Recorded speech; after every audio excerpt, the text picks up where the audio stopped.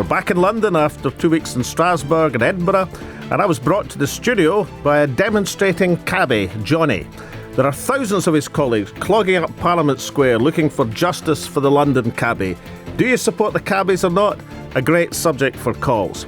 But you're in charge, there's no shortage of other subjects. The doctors are on strike again. A government minister has stood down today. Is he spending more time with his family, or is it the sagging export figures? And why is David Cameron's mum protesting against the cuts in Oxfordshire? But you can call on absolutely anything, within reason of course. To get in touch, you can call me on 0345 6060 973 or text on 84850 or email on alec@lbc.co.uk. You can watch us live on LBC at lbc.co.uk. So that's the Alex Salmond phone-in every Wednesday afternoon from 4, only on LBC, leading Britain's conversation. Well, hello, lovely to have you back in the studio again, and it is thanks to a black cab that you are here. Well, what do you make of this dispute? Do you have Uber in Edinburgh or Glasgow? It's in Glasgow, and I think I've got the same view as you in this, Ian, for a change. I'm against Uber. I think you're sacrificing a huge national asset in either London or Glasgow by putting the cabbies under pressure. Incidentally, Johnny, who brought me here, was an acupuncturist. There's a degree in acupuncture as well as being a London cabbie. There's a joke there somewhere. Well, no, what he told me was the training to be a London cabbie is much more intense than the training to be an acupuncturist. So there's a huge issue here about whether or not just to get a few pounds off the fares, we're actually sacrificing something really important in terms of service. And I think Johnny and his colleagues have a good point. Would you like to see the Scottish transport authorities ban them in Scotland? Yes, I would. I would like to see if there has to be a fair playing field. I mean, if you're putting obligations on cabbies in terms of how they collect fares, what they do, how they're licensed, how they're registered, the knowledge that they have to gain, there must be a proper playing field with any competition. But who regulates this in Scotland? Because here it's obviously Transport for London, or totally failing London, as the black cab drivers like to call them. Isn't it the SNP government that regulate them in Scotland? No, it's local authorities. Thank goodness for that, he says. One of the arguments that the cabbies are having, and as they demonstrate all over Whitehall, and incidentally, there are thousands. I mean, I saw a report last time saying it was a couple of hundred. No, it's thousands of cabs, as anyone who goes there can see. But one of their arguments is to stop central government interfering in local licensing arrangements. But Johnny told me another thing which I thought was really interesting. There's a group of cabbies, the Mayfair Mob, and I think they're on mayfairmob.com, who are arguing that if you emphasise service and taking people not just where they want to go, but anywhere they want to go, however short the journey, emphasise the service aspects. That's one way to fight back against the intrusions of Uber. The calls are rolling in. I don't know how many of them are about taxes. We are actually going to be talking about that a little later in this hour after you depart anyway. But shall we go to the first call? Yeah, Bill in Brentwood. On you go, Bill. Hello there. How you doing? I'm doing all right. My name's William Wallace, actually. William Wallace? Well, William, what are you doing in Brentwood? Yeah, what am I doing in Brentwood? And what are you doing in London? That's what I want to know. Well, I got sent here. I got sent here by the people and elected. How did you get here? I got on Royal Scot, 1955. 1955. I was just born, Bill. I know that. Right, what's your question, Bill? You're doing this financial negotiation with David Cameron, aren't you? I'm not doing it personally, but there's certainly John Swinney of the SNP government is negotiating with George Osborne, so he better count his fingers. Yeah, well, that's what they say about the Aberdeeners, don't it, with the spanner, the hexagon spanner, you know. No, in my constituency, Bill, but on you go. So for your point about the negotiations. But I heard you say that the negotiation time's running out. Well, there's a deadline. A deadline which is. When is the deadline? The deadline's very close. Now, there's two reasons for that. One is. When is it? When? No, listen. Well, it looks like a wee bit flexible. It was maybe the end of this week, if I remember correctly. Right. And what happens then? Well, if there's no agreement, then it'll go to the people in the election in Scotland as to whether they back the Scottish Government stance or whether they back George Osborne's stance. And the problem, of course, Bill, is that there's very good authority for saying that the deal, which was meant to have no detriment for Scotland, is actually going to cost Scotland some billions of pounds. One estimate's 7 billion, one estimate's 3 billion. But it's a lot of billions. Yeah, I know all about estimates.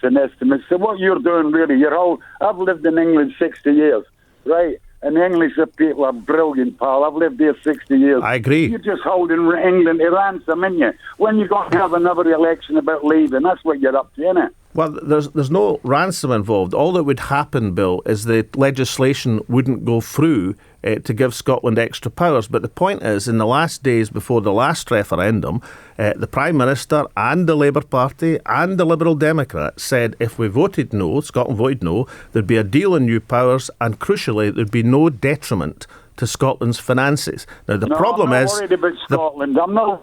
You're trying to break up the United Kingdom, aren't you? That's what you're trying to do, aren't you? Did you just discover that, Bill, or is that something you've had a suspicion about for some time? What, it makes me sick, because my granddad lost his life in the First World War in the King's Own Scottish borders, and my father was in the Highland Light Infantry, and they was fighting for Britain. He wasn't fighting just for Scotland. What, are you going to build Hadrian's Wall? How high are you going to build it? Well, listen, two things, Bill. My dad's coming up 95. He's in Erskine Hospital for servicemen. Saw action in the Second World War. My late mother was a wren in London in the Second World War. And they had a song, if I remember my mum right, said, "There'll always be an England as long as Scotland's free." So I'm just trying to make the free Scotland bit, Bill. Listen, we disagree about independence, but the negotiations ain't about independence. It's about George Osborne trying to pockle Scotland's money. No, I know you. Listen, you're talking to me. I'm a street guy. You're holding independence. You're holding it like a weapon against England. No, I know England better than you. I've lived here 60 years. The English people are fine. The Scots and the Welsh. That's our only point of agreement, Bill. I think the English people are fine, but I've got a different opinion of George Osborne, believe me, Bill. Listen, you would say that, wouldn't you? William Wallace, I'm not so sure you're living up to your ancestor there, Bill. Well, I'll tell you what, I'm living up to my ancestor. I'm 75. I'll have a fight with you anytime. I'm absolutely sure you would, Bill. I think on that note, I'm glad you're in Brentwood, no in Aberdeen, that's for sure. He has got a point, though, in that, isn't it to your political advantage if there isn't an agreement? So you can go to the Scottish people in the Scottish elections and say, I told you so. The English Tories don't want to deal with us. They're not delivering on their promises. No, all to get an agreement, all that has to happen is George Osborne has to live up to the promise that David Cameron made during the referendum campaign, is a deal would be done with no detriment to Scotland. And what is the detriment that you're worried about? The Anton Muscatelli, the principal of Glasgow University and a prominent economist, has worked it out as £7 billion over a period of 10 years. This is lack of oil revenues. No, this is about edging away at the Barnett formula. Now, I'm perfectly happy to move to a situation where Scotland's independent, raises its own money, does all its own spending. But if we don't move to that situation, then these parties pledged in the vow, with a few days to go, they'll keep Barnett. If they don't keep Barnett, they're breaking their vow, and therefore the Scottish Government shouldn't have it. If you weren't hang on a second, if you weren't watching us on lbc.co.uk during that last call, you probably regret it. So switch us on now at lbc.co.uk. And the next caller is Sam from Farnham. Sam, on you go. Good afternoon, Ian and Alec. Alec, I'm a great admirer of you. Thank you, sir. The question is, and I differ from Wallace, and I'll tell you why later. The question I'm asking is Mr. Cameron, with his approach in leading the EU negotiation, likely to help a no vote? I can see what he's doing is more of a fictitious negotiation drama with no substance. I'd like to hear your answer to that. Yeah, I agree with you. I think the trouble with David Cameron's approach is nobody seriously believes that there's much at issue in these negotiations. So basically what he's saying to people is, I'm going to make Europe a bit less bad than it is. And that's essentially a negative campaign. And if you go into a referendum with two negative campaigns, then it's likely the most negative campaign will win. And I think it's difficult to be more negative than the Eurosceptics. So I think the Cameron approach is in danger of jeopardising the United Kingdom's place in Europe, which I think is very, very important. And we saw a great example this week, Sam, with this ludicrous argument about which side of the channel would the refugee camps we be. might come on to that in a second. And I thought that was an example of two scaremongering campaigns competing with each other.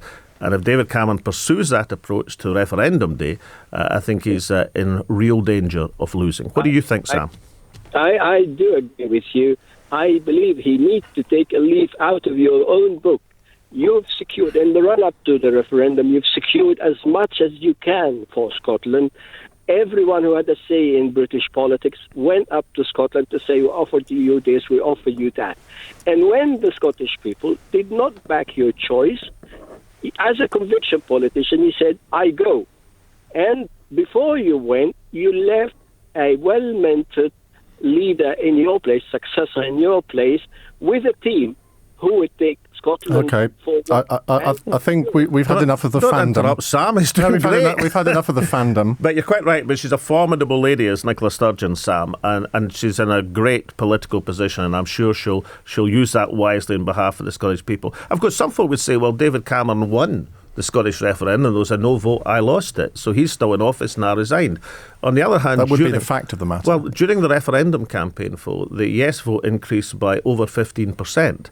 And the no vote decreased by over 15%. And my point, to address Sam's point about European referendum, David Cameron can't afford to lose 15% in a European referendum campaign, because if he does, he'll lose. But perhaps I should point out you lost 55 to 45. No, I just said that, Ian. I lost the referendum, but during the campaign... Because it doesn't feel like that sometimes. The SNP acts as if they actually won the referendum. Well, of course, the SNP did win 56 out of 59 Scottish seats at the general election, but if it doesn't feel like that, isn't that something to do with, as Sam says, with the ability of Nicola Sturgeon and the lack of ability of David Cameron? Our next caller is James from Clapham. Are you calling in about the cabbies, James? No, I'm not. Pranawda, Ian. Good afternoon, Mr. Salmond. Good afternoon. Mr. Salmond, I'd just like to ask you a question. Sure. Reference the comments you made. I'd just like you to confirm to me, where do you think the border ends? Do you think it all begins? Does it begin in Calais? Does it begin in Dover? I'd just like to ask a straight question to you, please. Well, Calais in France, Dover's in England. Of course, Calais was once part of England if you go back in history, but where things are, it ends at the Channel, with the Channel Islands, of course, in between. I'm fully aware of that. Queen Mary lost it in 1549. I'm fully aware of that. The question is, where does the border start? Well, the border is at the Channel, apart from the Channel Islands. Where do we get from there? Well, but this French politicians have said that the border is not in jeopardy, that they wouldn't go back on this bilateral deal. It's nothing to do with the EU, actually. It's just a bilateral British-French thing. So it's a scare story. But why do you think it was a scare story? Why do you think the Prime Minister did that? Well, it was a scare story because it wasn't true and it fell apart. Now, I've made it quite clear. I'm an in person. I'm in favour of Europe. And the Out campaign have had many scare stories, particularly on the subject of immigration. And I think it's impossible to out-scare the Out campaign.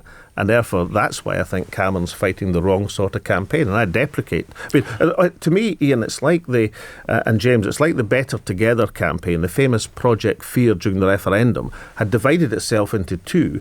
And one half of it's arguing scare stories for in Europe, and the other half's arguing scare stories for out Europe. How would you, Alex? I agree with you. I just want to pinpoint one question to you. Sure, on you go. Basically, right? We have given the French government, the Calais administration, we give them those fences. We give them the fences, £10 million. We are there, we are policing their borders. Now, if you are saying that the borders begin in Dover, then that is correct. And we have the full right to shut that tunnel, to shut Dover down, if we believe the French are encouraging this absolute disgrace appearing in Calais. The people of Calais cannot get on with their life. And you telling me the border begins there? It does not. Our police are there. Our security are there. It begins in Calais. Okay, but that's the deal that David Cameron's been boasting about. Where I think he's wrong and where it was a scare story was to suggest that deal depended on Britain being part of the European Union, when actually it was a bilateral arrangement between Britain and France. The Mayor of Calais obviously wants the border shifted back to Dover. Absolutely. She's made that very clear. Do you have any sympathy with that view? Well, I do, in the sense that it's obviously a distressing situation in Calais. I've also got sympathy for the people in the camp. I think there's lots of evidence, and we had discussed this a couple of weeks ago. In fact, we said we'd have a show maybe in Calais, then that'd be a good opportunity to ventilate. I've got sympathy with the people in the camps as well. But what we're actually talking about, whether or not that was a legitimate political point, and I don't think it was, and I don't think it's the sort of point we should be making, or the sort of issue we should be fighting on, if we're talking about a huge issue like the UK's relationship with is this something that should be opened up again? Is it something that you say you have some sympathy with the Mayor of Calais? Is it something you think the British government should have further discussions with I think the there authorities should be on? joint action to make sure the conditions in these camps are satisfactory and therefore can coexist satisfactorily with the people in France. I think that would be the best way forward here. Graham in Belvedere. Have I pronounced that right, Graham? Belvedere. You have indeed, Alex. Yes, good afternoon. Good afternoon, Ian. Hi. I'd just like to ask you, Alex, last week you called Donald Trump a loser, and I'm quite interested to know your thoughts on him this week, considering that he took 34% of the vote. I think this is going to be the running theme of this programme. How's Donald Trump doing this week? But Chicken Donald still not come on the show. But he's won this week, so let's congratulate Donald Trump on winning his primary this week. But listen, I still think he won't win either the nomination, and I certainly don't think he'll be President of the United States. I mean, bearing in mind, hang on a second, Graham, bearing in mind that this is, I think, the 5th week that we've done this programme, he looks a lot more likely to win it now than he did when we first talked, doesn't he? Remember, of course, unlike some people who said he was a buffoon, I think that was our first discussion. I said, look, he's not. He is saying what he believes he needs to say in order to gather support from the people in the Republican primaries. I've never regarded him as a buffoon. I regard him as somebody, a demagogue, if you like, somebody who's saying exactly what he has to say, regardless of what it is, to capture a constituency. I think his problem is... A bit like running a referendum campaign. No, I think his problem is... with respect to you, and I didn't make unacceptable remarks about Mexicans or Muslims or the people of England, for that matter. The problem he's got is that although he can become the largest minority arguing for that position, his vote was still, as Graham rightly says, 36%. That means that 64% didn't vote for him. So yes, he's a leading contender. Graham, quick come back from you. Can I just ask one more question? Sure, on you go. Just a quick question. And considering that you run a campaign on austerity, can I ask why it is that Nicola Sturgeon is the highest paid politician in the United Kingdom and more than what David Cameron is paid? Does she really get more? Yes, she does. I think that might well be. How much were you paid? I think about. I'm not sure, to tell you the truth, but I think about 120,000. So long ago, I've forgotten. But I think I've seen that. I think Graham might well be right. What I would say is Nicola Sturgeon's worth every penny, and I don't think Cameron's worth any penny, Graham. Our next caller is Nadia in Acton. But before we go to Nadia, we've got 10 minutes left. If you want to watch us, lbc.co.uk. Get your calls in also 0345 6060 Nadia, go ahead. Hi, Alex. Hello, Nadia. I just wanted to say on behalf of all of the junior doctors, thank you for your support. And my question to you is, do you think that this imposed dangerous contract that the English government are trying to impose on doctors is less about patient safety and more about saving money?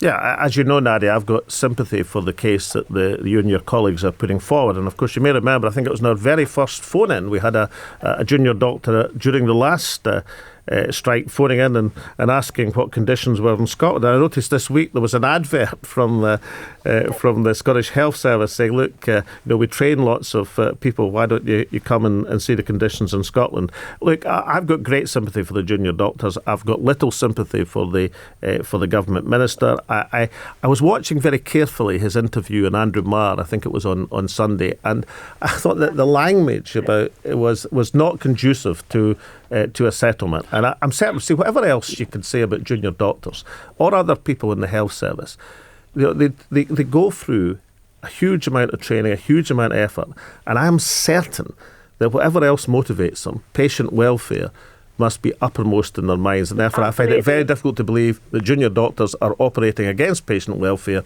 as the Health Secretary claims. Did I not read somewhere recently that you said you're a great fan of Jeremy Hunt, that you rather like him? No, it's Jeremy Hunt's wife. His wife, I liked. Jeremy is cleared that one up. Well, Daddy will find this very interesting. Jeremy Hunt is a Chinese wife and a charming lady, and she told me once that when she met Jeremy Hunt, and he obviously said he was an MP, and she thought he'd said MD. She actually met metal when thought he was a doctor, which is probably why she went out with him. He's definitely not a doctor. Well, he does have any clue about what doctors do. Well, Nadia, he does work a shift a week in a hospital, doesn't he? So I mean, I don't think he can compare going in and cleaning or emptying a bedpan to my 11 plus years of service. That is probably very true. Nadia, I'll tell you one other thing I thought was strange today. Prime Minister's questions, the day of a junior doctor strike, you would have thought that it would have been raised as a key issue. I mean, I can't think of many things that are more important. And you know, before the last one-day strike, I think it was way back to the 1970s that there had been a previous action in the health service. So you'd think it would have been raised as an important issue. So I presume Angus Robertson asked about it, did he? No, Angus didn't, because he was asking about the other subject we've been debating today. Well, by your definition, that's a mistake. No, then. I mean, if it's so important, why didn't he raise it if Jeremy Corbyn didn't? I suppose people might say that Angus Robertson represents a country where the junior doctors are not on strike, as opposed to. But if you had been asking the questions, you would have asked. No, I would have so not regarded it as my principle. How is it that important? But remember, Jeremy Corbyn gets 6 questions. Right, Angus Robertson gets 2. I think the opposition leader, I mean, I've been very friendly to Jeremy Corbyn, even to some people saying I'm far too friendly. But I think there's a kind of constitutional duty on the leader of the opposition at Prime Minister's questions when he's got 6 questions. When the junior doctor's on strike, he must ask a question. Just a quick question from me. Nadia, thank you very much indeed for your call. On the drink driving limit, in Scotland it's lower than here, and they're apparently, the government seems to be all over the shop on this. This morning they were going to look at changing it to bring it in line with Scotland, and now they're not. How does it work in Scotland? Does it work? It's been on for 18 months. It was one of the final proposals of my term as First Minister. I think it was the right thing to do. I think the stats are overwhelmingly in favour of doing it. I think reducing the limit gives absolute clarity to people. In other words, don't drink and drive, not even a wee bit. And you may say, well, why do you have a residual? Well, the residual is there to take care of things like legacy from the day before and things like that. But it's a very clear message, and it's one that works. It's not without controversy, but it's one that's justified by the decline in fatalities. I'm going to try and put this delicately, but does Scotland have a different relationship with drink than England, maybe? And was that one of the reasons that you decided that this needed to be implemented? No, I think that was the reason I support minimum unit pricing, and that's still tied up in the courts, unfortunately. But that was why, because I felt we had to tackle and face down Scotland's relationship, as you put it, with alcohol.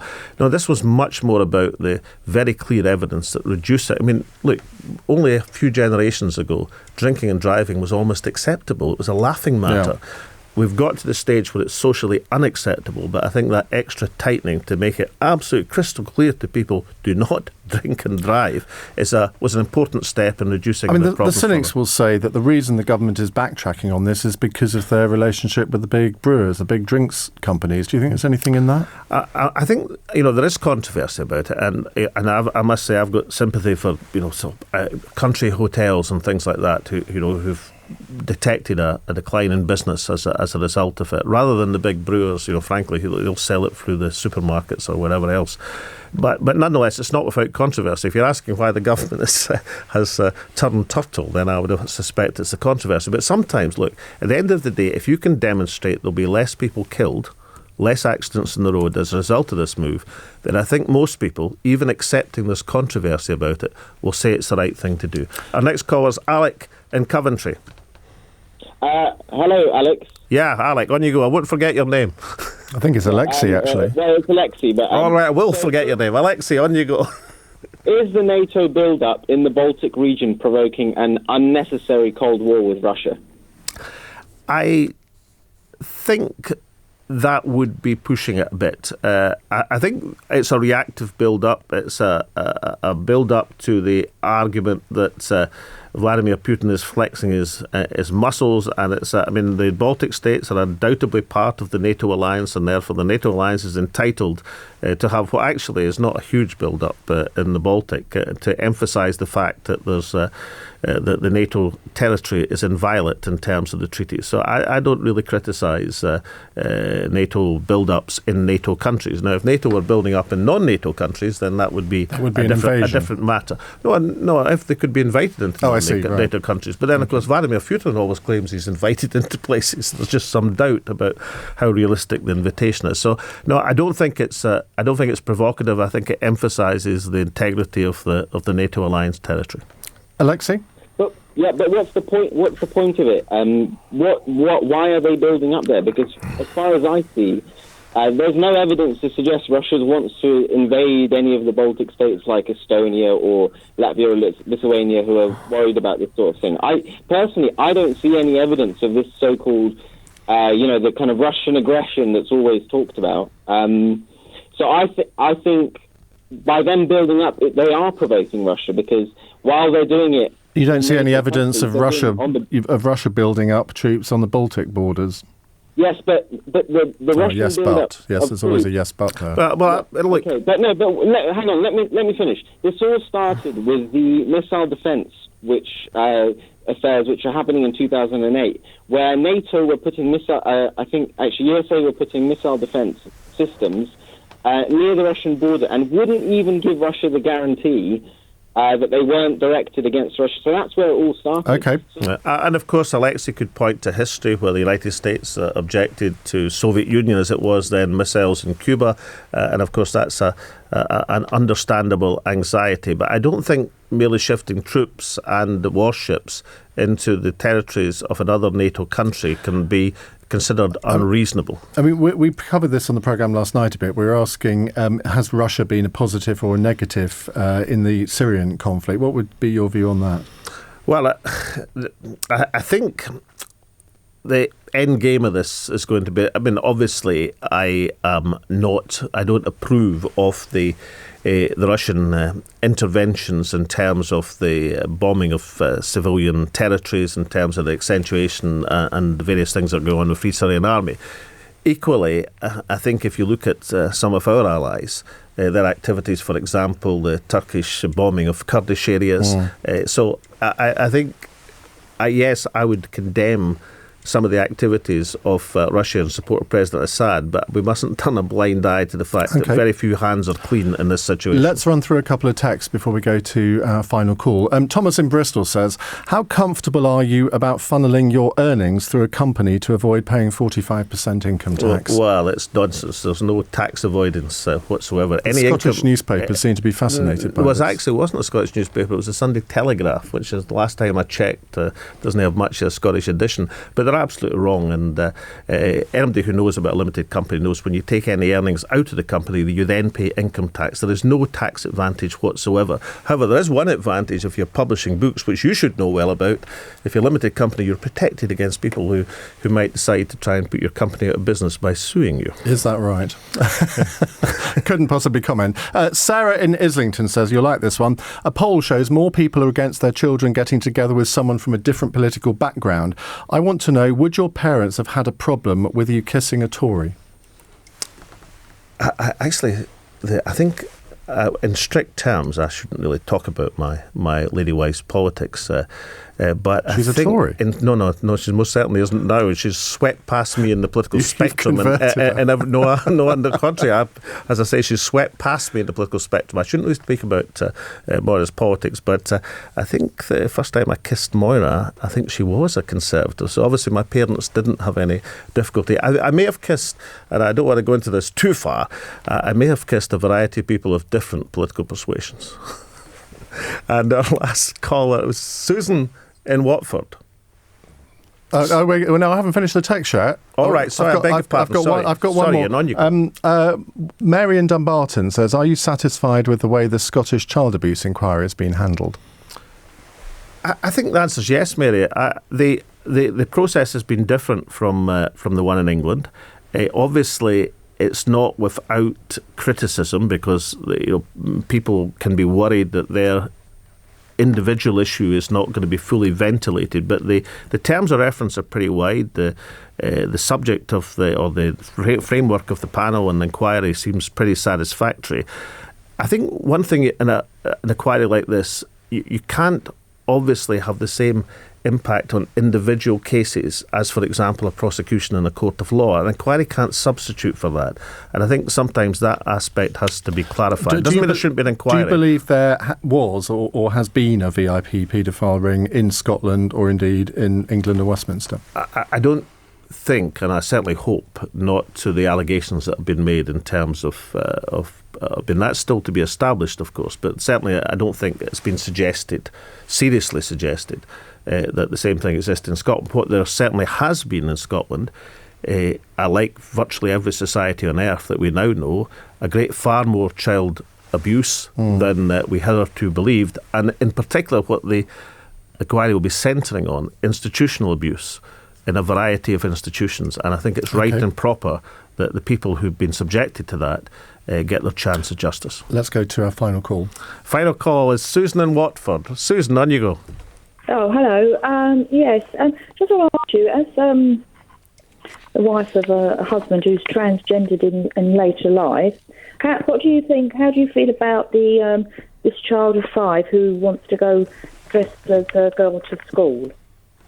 I'm tend to be sympathetic to these issues. I think we know a lot more about people's makeup and transgender issues than we ever did before, and I think we should be as flexible as possible. I read the case, but I didn't go into it in any detail, Susan. So what do you think? Explain a bit about it and tell us what you think.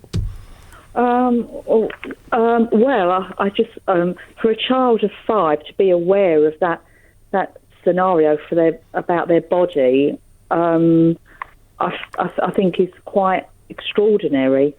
I can understand a boy wanting to maybe like pretty dresses, but I can't see how the brain can